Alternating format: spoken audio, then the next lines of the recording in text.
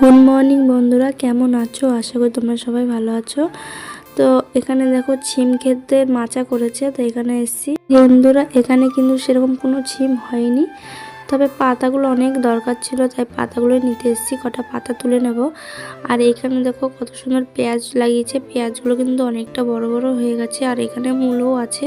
একটু সামনের দিকে আগিয়ে গেলাম, দেখছি লঙ্কা ক্ষেতের মধ্যেই পালং শাক হয়েছে। কত সুন্দর সুন্দর পালং শাকগুলো দেখতে হয়েছে। আর এখন তো শীতকালে পালং শাক খেতে অনেকটাই টেস্টি হয়, তো পালং শাক অনেকগুলোই কাটছে। আর এই দেখো এই ফুলকপিগুলো কত বড় বড় হয়ে গেছে, হয়তো আর একটু বড় হবে এই ফুলকপি।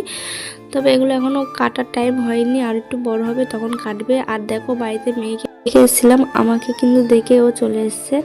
আর দেখো বাড়িতে মার কাছে রেখে এসছে, আর ও আমার কাছে কতটা দূরে হেঁটে হেঁটে চলে এসছে, দড়ি দিয়ে আসছে আমার কাছে। আমাকে দেখে মাত্র জড়িয়ে ধরেছে।